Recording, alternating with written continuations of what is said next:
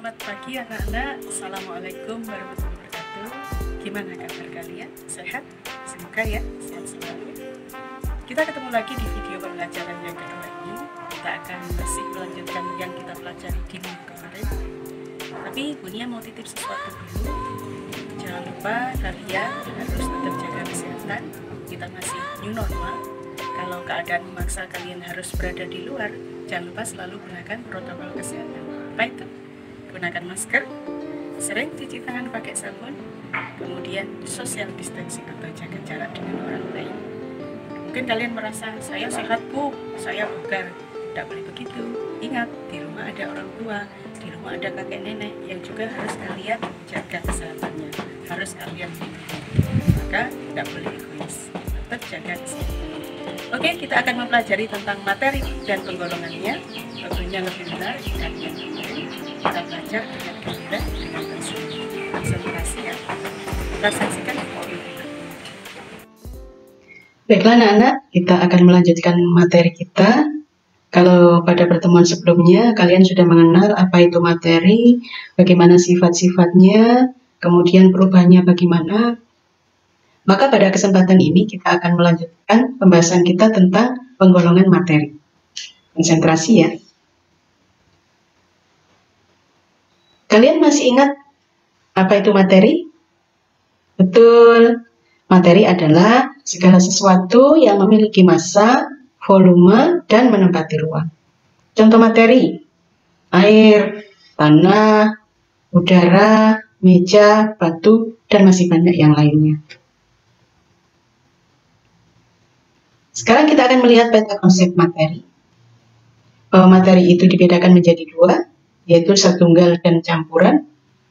Sedangkan zat tunggal itu ada dua macam, yaitu unsur dan senyawa. Lalu campuran dibedakan menjadi dua, campuran homogen dan campuran heterogen. Unsur dan senyawa itu sama-sama termasuk zat tunggal, atau istilah lainnya adalah zat murni. Zat tunggal atau zat murni itu bisa didefinisikan zat yang homogen atau komposisinya sejenis dan memiliki sifat yang sama di seluruh bagiannya. Contoh, air. Semua tentu tahu air. Air ini homogen, komposisinya sejenis karena dia memiliki sifat yang sama di setiap bagiannya. Contoh yang lain, timah, garam, emas, masih banyak lagi yang lain. Jadi, unsur dan senyawa punya persamaan. Persamaannya adalah sama-sama termasuk zat tunggal. Tapi unsur dan senyawa juga punya perbedaan. Apakah perbedaannya? Kita lihat. Unsur adalah zat tunggal yang tidak dapat diuraikan lagi menjadi yang lebih sederhana dengan reaksi kimia biasa. Karena dia itu sudah paling sederhana, makanya tidak bisa disederhanakan lagi. Contoh unsur, kalian bisa lihat di gambar ini. Emas. Nanti kalian akan mengetahui bahwa emas itu punya lambang AU, aurum. Besi, lambangnya Fe. Arang atau karbon, lambangnya C. Belerang, lambangnya S dari kata sulfur. Kalau senyawa, sama seperti unsur, dia zat tunggal. Hanya bedanya, kalau senyawa ini merupakan gabungan dua unsur atau lebih yang terbentuk melalui reaksi kimia. Melalui reaksi kimia. Masih ingat kemarin maksudnya apa? Ya, kalau melalui reaksi kimia, tentu sifatnya berubah. Karena dia menjadi zat baru yang sifatnya juga baru. Tapi meskipun dia menjadi zat baru, senyawa ini masih bisa diuraikan lagi menjadi zat penyusunnya, tapi melalui reaksi kimia juga. Jadi kalau terbentuk melalui reaksi kimia, dia dipisahkan menjadi unsur pembentuknya juga melalui reaksi kimia. Contoh senyawa, air, rumus kimianya H2O, garam dapur, NaCl. Sedangkan campuran adalah materi yang penyusunnya 2 atau lebih zat, tapi memiliki sifat zat asal. Karena dia terbentuk melalui cara fisika. Maka tidak ada zat baru yang dihasilkan. Sifatnya pun tidak berubah. Masih seperti sifat zat penyusunnya. Contoh, saya mencampur air dengan gula. Akan terbentuk larutan gula. Gulanya seakan hilang. Kemana? Ya larut. Tapi sifat masing-masing komponennya masih ada. Saya coba, saya cicipi, rasanya manis. Sifat gula. Saya kenakan ke api, apinya mati, sifat air. Jadi sifatnya masih tetap seperti zat asal. Itu campuran. Nah, ini kalau digambarkan perbedaan antara senyawa dan campuran seperti ini. Kalau campuran dia asal bercampur saja. Sifatnya tidak ada yang berubah. Kalau senyawa, unsur-unsur itu bergabung. Jadi ada ikatan di dalamnya. Makanya membentuk zat baru yang sifatnya juga baru. Kemudian campuran. Campuran itu bisa dibedakan menjadi 2 macam. Campuran homogen, artinya sejenis, dan heterogen, artinya berbeda jenis atau serbaneka. Kalau yang homogen, contohnya air dicampur gula. Maka kalian sudah tidak bisa membedakan komponen penyusunnya. Gula mana, air mana, sulit kan bedakannya? Ini namanya homogen. Tapi kalau heterogen, meskipun sudah bercampur, masih bisa dibedakan. Contohnya, air dengan minyak. Kalian bisa lihat pada gambar. Minyaknya, dia ada di atas. Kita bisa tunjuk ini yang minyak, ini yang air.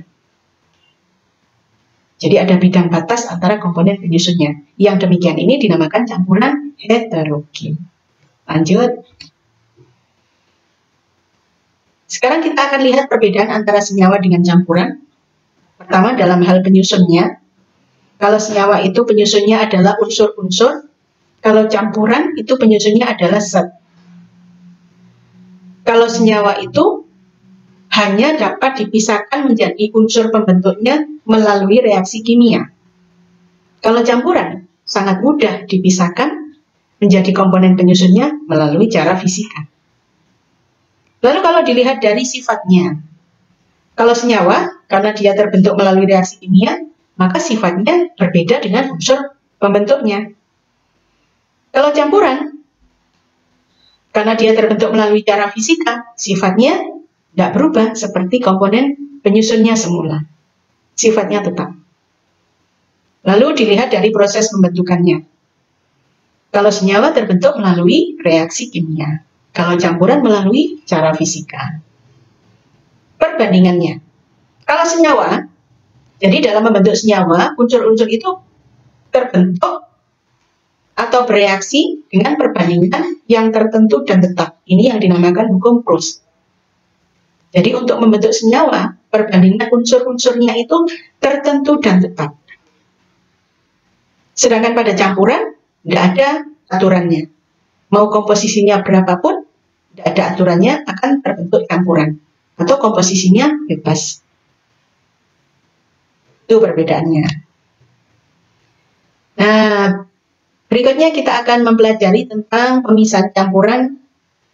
Karena campuran itu terbentuk melalui cara fisika, dia mudah sekali dipisahkan, dan cara pemisahan secara fisika ini banyak sekali macamnya. Kita akan mempelajari beberapa. Yang pertama misalnya penyaringan atau filtrasi. Ini digunakan untuk memisahkan cairan dan padatan. Kalau dalam kehidupan sehari-hari, kalian juga sering kok melakukan filtrasi. Contohnya, kalian ingin memisahkan santan dari ampasnya, maka kalian melakukan penyaringan. Kalian ingin membersihkan sirup dari pengotor gula, kalian melakukan penyaringan. Kalian ingin membuat air teh, kalian pisahkan dari ampasnya, kalian melakukan penyaringan. Itu namanya filtrasi atau penyaringan. Yang kedua, pengkristalan atau kristalisasi. Contohnya kalian bisa lihat pada gambar ini. Ini bapak-bapak sedang membuat garam dari air laut. Jadi filtrasi ini adalah pemisahan, jadi kristalisasi ini adalah pemisahan campuran antara zat padat yang terlarut dalam larutan dengan cara menguapkan pelarutnya. Garam adanya di dalam air laut, dia larut dalam air laut. Maka untuk mendapatkan garamnya saja, kalian perlu menguapkan airnya. Nah, kalau di sini biasanya airnya itu dipanaskan di bawah terik matahari. Atau kalian kalau ingin melakukan percobaan, ambil air garam atau air laut, kalian panaskan, nanti airnya akan menguap. Setelah airnya habis, akan kalian peroleh dalam wadah itu kristal garamnya. Nanti akan berubah menjadi kristal ketika sudah menjadi dingin. Ini namanya kristalisasi. Proses yang ketiga adalah sublimasi atau penyubliman. Dari kata menyublim, menyublim itu perubahan wujud dari padat ke gas. Umumnya perubahan wujud itu kalau dari padat kena panas akan menjadi cair dulu, baru kalau dipanaskan lagi akan berubah menjadi gas. Tapi ada zat tertentu yang bisa memiliki sifat menyublim dari padat bukan melalui cair dulu, tapi langsung ke bentuk padat. Contoh, kalian bisa lihat pada percobaan ini. Di sini di dalam wadah ini berisi pasir dan kapur barus. Pasir tidak bisa memiliki atau tidak memiliki sifat menyublim. Kapur barus memiliki sifat menyublim. Kita buktikan. Ketika pasir yang bercampur kapur barus tadi dipanaskan, maka kapur barusnya akan menguap. Pasirnya tidak.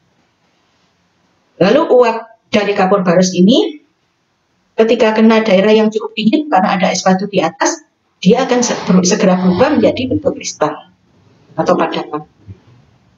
Nah, inilah contoh sublimasi.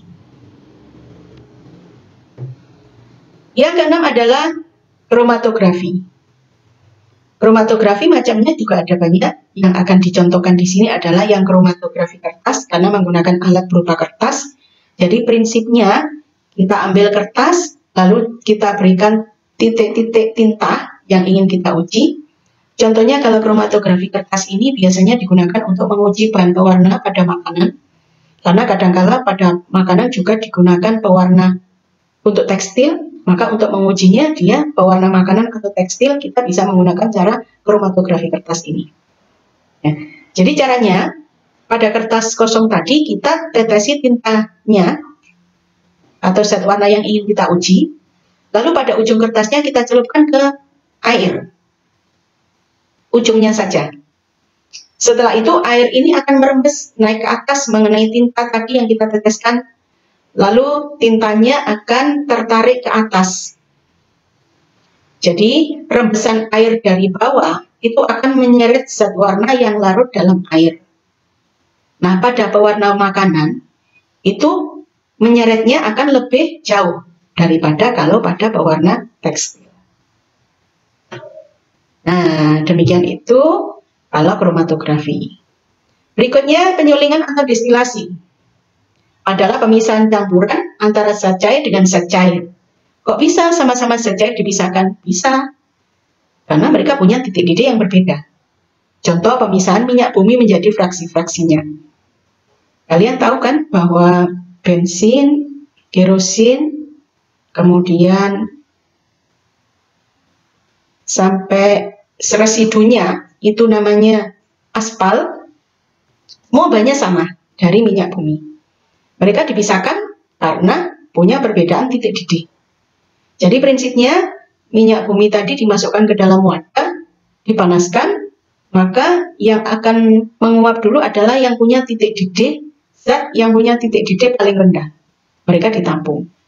Pemanasan dilanjutkan, zat yang titik didihnya lebih tinggi akan menguap, ditampung lagi. Dilanjutkan lagi, pemanasan, titik didih lebih tinggi akan menguap, ditampung lagi.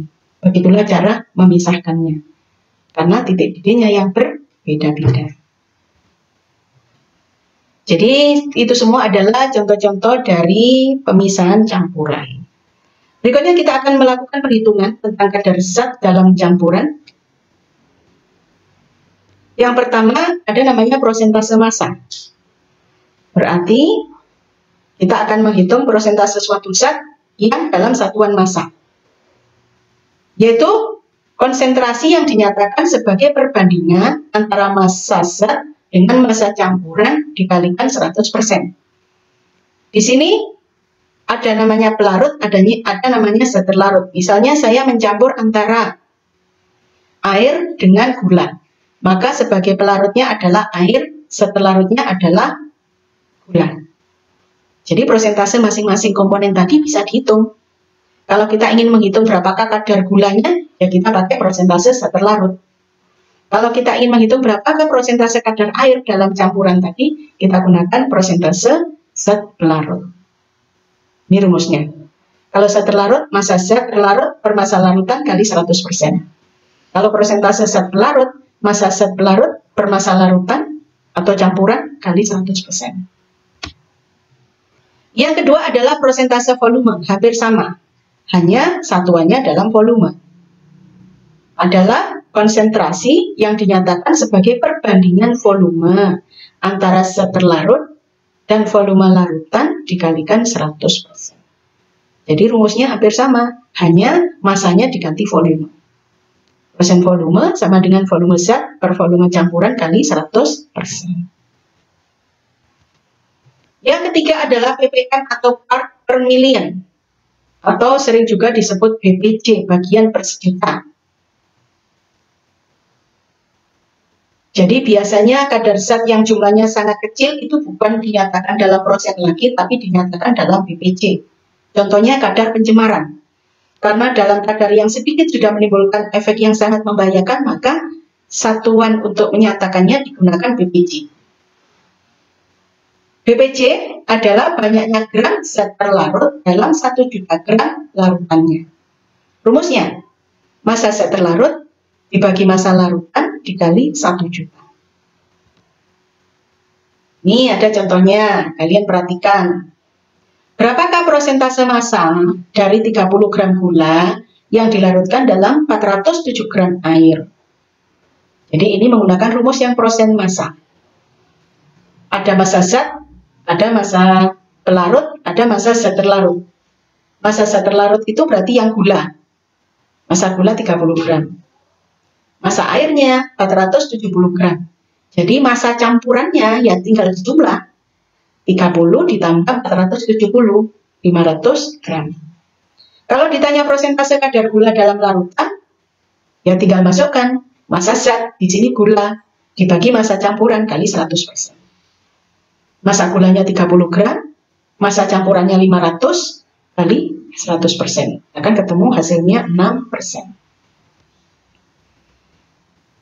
Contoh yang kedua, sama seperti persen massa, hanya di sini persen volume. Caranya sama, hanya pakai rumus yang persen volume. Jadi di sini diketahui, sebanyak 70 ml alkohol dilarutkan dalam air, hingga volume larutan 100 ml. Jadi diketahui volume alkoholnya 70 ml. Lalu volume airnya di sini tidak ada. Yang 100 ml itu adalah sudah volume setelah dicampur dengan air.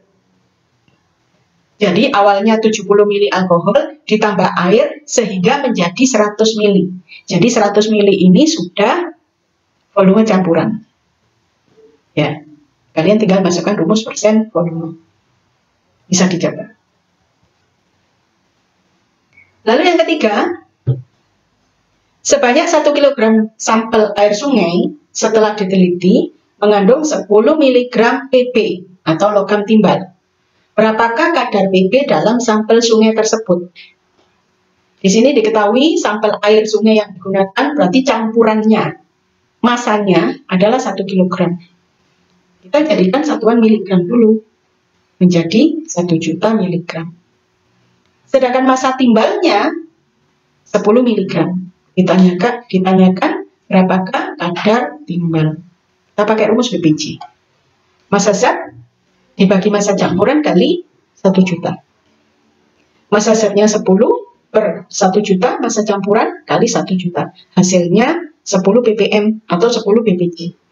Jadi, dalam sampel air sebanyak 1 kg tadi, kalau mengandung logam timbal sebanyak 10 mg, itu artinya kadar Pb-nya sebanyak 10 ppm atau 10 ppj. Kira-kira bisa dipahami? Supaya lebih bisa memahami, tentu kalian harus mencobanya sendiri. Kalian harus kerjakan latihan soal berikut ini. Ini soalnya. Yang nomor 1, 2, 3 itu tentang kadar zat perhitungan. Kalian bisa lihat contoh yang sudah diberikan tadi. Yang nomor 4, 5, kalian tinggal menentukan dan menjelaskan saja. Selamat mengerjakan. Gimana? Ada kesulitan? Bisa dipahami enggak? Soal-soalnya enggak susah kan? Pasti gampang kalau mau belajar serius. Ingat, belajar sungguh-sungguh, enggak boleh, harus semangat, jaga kesehatan. Jangan lupa like and subscribe biar kalian dapat video kelanjutannya. Terima kasih. Assalamualaikum warahmatullahi wabarakatuh.